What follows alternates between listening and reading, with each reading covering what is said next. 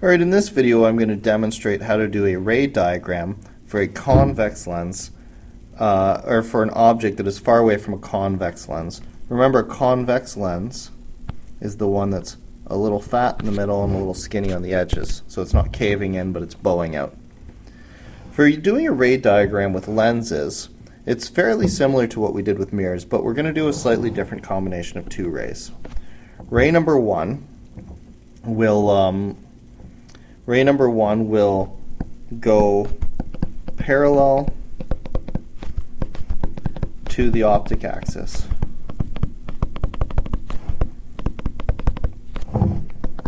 Then bend through the focal point.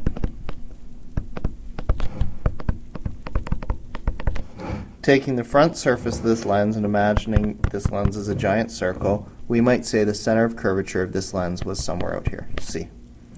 That would make the focal point somewhere around here, F, about halfway to the focal, or to the center of curvature. So if we imagine this ray, oops, how do I do this?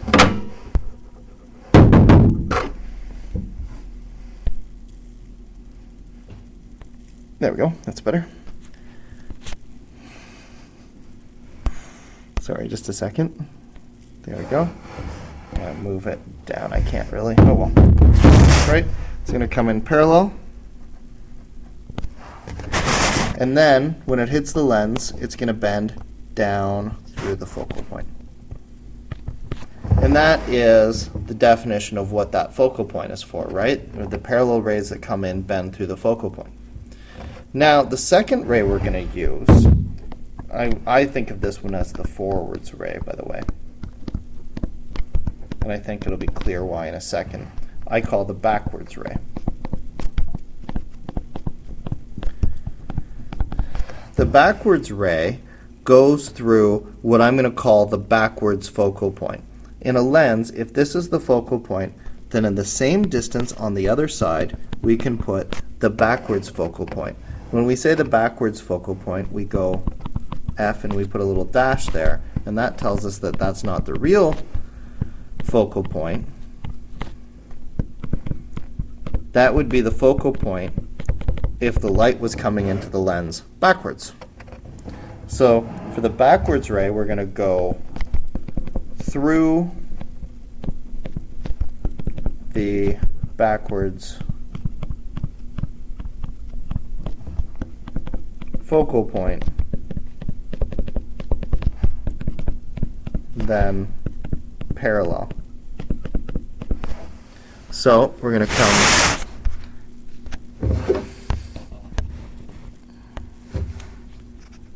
down here through the backwards focal point, and when we hit the lens, we're going to go parallel.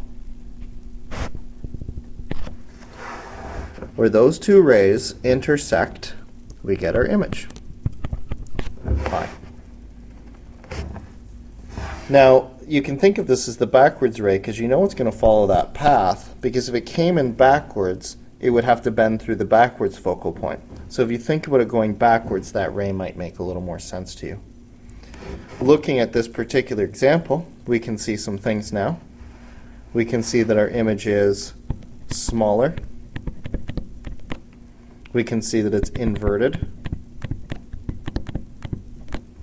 We can see that it is closer.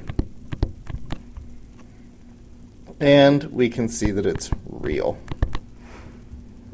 There's real light coming together to form that image.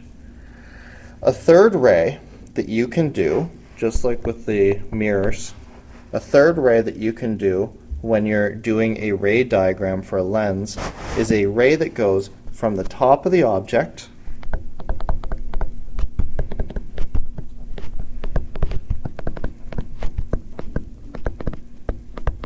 and meets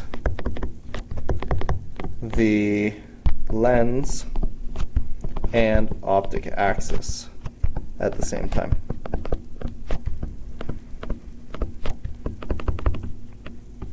This ray will not change directions. It will not diffract.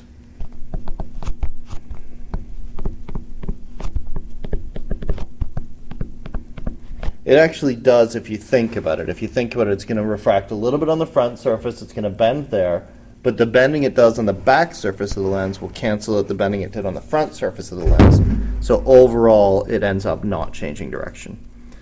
In this case, that ray would come down here, meet the lens and the optic axis at the same point, and go straight on through without changing direction. That ray should meet right up with the top of your image. So you can see in this case, I've come straight through and it lines up perfectly with my image, top of my image, so that just, you can think of this as the confirmation ray. It confirms what I did in the previous two steps. So that is a ray diagram for a convex lens in an object that is relatively far away.